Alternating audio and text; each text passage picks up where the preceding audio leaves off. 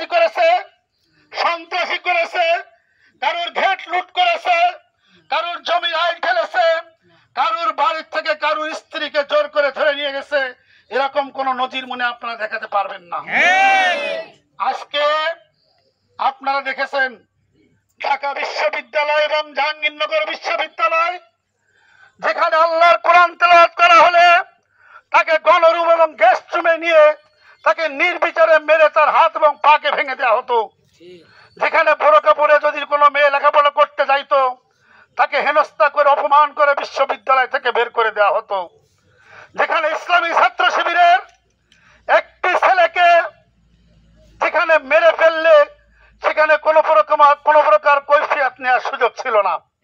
অথচ জাহাঙ্গীরনগর বিশ্ববিদ্যালয়ে যদি একটি পাখিকে কেউ, যেহেতু জাহাঙ্গীরনগর বিশ্ববিদ্যালয়ে প্রচুর পাখির বসবাস, সেখানে যদি একটি পাখি মারা হতো তার জন্য 5,000 টাকা জরিমানা দিতে হতো। কিন্তু ইসলামী ছাত্র শিবিরের একটা বাচ্চাকে নির্বিচারে গুলি করে হত্যা করলে তার জন্য কৈফিয়ত তলব করার কোনো এখতিয়ার আমাদের ছিল না।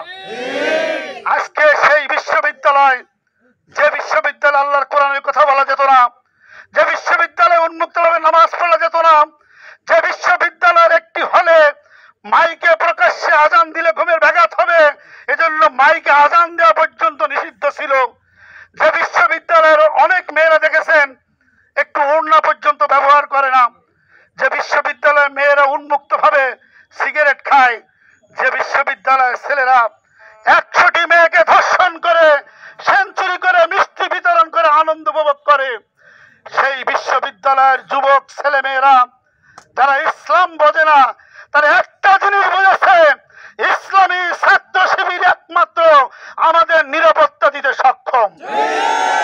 আজকে তারা সেই সকল বেনামাজি, সিগারেট খাওয়া, ওড়না ব্যবহার না করা সে সকল ছেলে মেয়েরা ইসলাম যে শান্তির ধর্ম, জামাত ইসলাম এবং ইসলামী ছাত্র শিবির যে একমাত্র বাংলাদেশে নিরাপত্তা দেওয়ার সক্ষম একটি সংগঠন, সেটা বুঝতে তারা সক্ষম হয়েছে।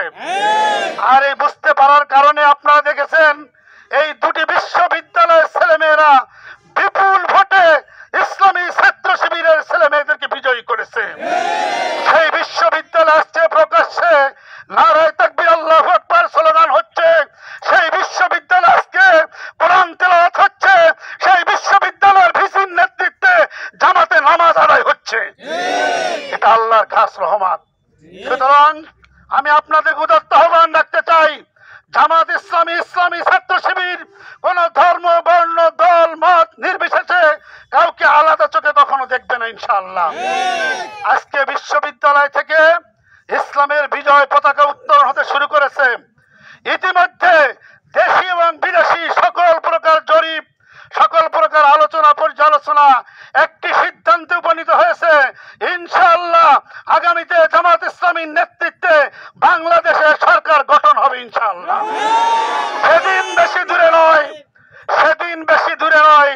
এই নির্বাচনে ইনশাআল্লাহ জনতা যেভাবে জেগে উঠেছে, আজকে যারা কৃষক, শ্রমিক জনতা, আজকে যারা খেটে খাওয়া মানুষ, তারা প্রত্যেকের হৃদয়ের কাছে কান লাগিয়ে শুনবেন। রাস্তায় বসে বলতে সাহস পায় না, কিন্তু হৃদয়ের সাথে কান লাগিয়ে শুনবেন। হে রব্বুল আলামিন, এই ইসলামী সরকার কবে গঠন হবে আমরা একটু সেটা দেখে যেতে চাই। আমরা অনেক সরকার দেখেছি, আমরা অনেক শাসন দেখেছি, আমরা অনেক কিছু দেখেছি, একবার একটু কোরআনের শাসন আমরা দেখতে চাই। সুতরাং আমি আজকে আপনাদের উদাত্ত আহ্বান রাখতে চাই, আপনারা যদি ঐক্যবদ্ধ থাকেন, আপনারা যদি সিদ্ধান্ত গ্রহণ করেন, আজকে যেমন বেনামাজি, সিগারেট খাওয়া সেই উলঙ্গ, সেই যুবক যুবতীরা যদি আজকে আল্লাহর কোরআনের যে মজেজা, আল্লাহর কোরআন যে নিরাপদ একটি আশ্রয়স্থল, এটা যদি তারা বুঝতে সক্ষম হয়, আপনি আমি বুঝতে সক্ষম হব না ইনশাআল্লাহ। আসুন আগামীতে ইনশাআল্লাহ আপনারা নিশ্চিত থাকেন, ইনশাআল্লাহ সকল ইসলামী দল জামাত ইসলামীর নেতৃত্বে বাংলাদেশের সরকার গঠন করবেই করবে ইনশাআল্লাহ, কোনো সন্দেহ নেই ইনশাআল্লাহ। আপনারা ঐক্যবদ্ধ থাকুন। আল্লাহ রাব্বুল আলামিন আমাদের জীবদ্দশায় যেন কোরআনের শাসন দেখে এই দুনিয়ার থেকে বিদায় নেওয়ার তৌফিক দান করেন।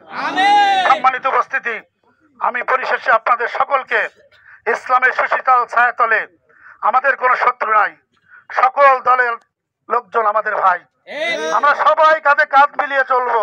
আমরা মানুষকে ভালোবাসা দিয়ে, আমাদের আদর্শ দিয়ে আমরা মানুষকে যাকে যে দলে নিতে পারি প্রতিযোগিতা শুরু হয়ে যায়।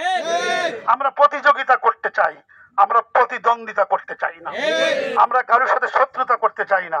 আমরা এই দেশের মানুষ, হিন্দু, মুসলমান, বৌদ্ধ, খ্রিস্টান, ইহুদি, নাসারা যারা আছে সবাই নিরাপদে থাকবে। যার যার কাজ সে করবে, কারোর কাছে কেউ বাধা প্রদান করবো না ইনশাআল্লাহ। আমরা সবাই ঐক্যবদ্ধ হবে একটি সুখী সমৃদ্ধ সুন্দর একটি বাংলাদেশ গড়তে চাই। আল্লাহর আইন চাই, সৎ লোকের শাসন চাই। মরলে শহীদ, বাঁচলে আমরা সবাই মরতে রাজি। কথা স্পষ্ট। আমরা যত বাধা আসুক, যত ঝঞ্ঝা আসুক, যত বড় প্রতিবন্ধকতা সৃষ্টি করা হোক না কেন, আল্লাহর জমিনে আল্লাহর দিন প্রতিষ্ঠা করেই ছাড়বো ইনশাআল্লাহ। সবাইকে আল্লাহর কোরআনের ছায়াতলে আসার উদাত্ত আহ্বান রেখে আমার কথা শেষ করছি। আসসালামু আলাইকুম ওয়া রাহমাতুল্লাহ।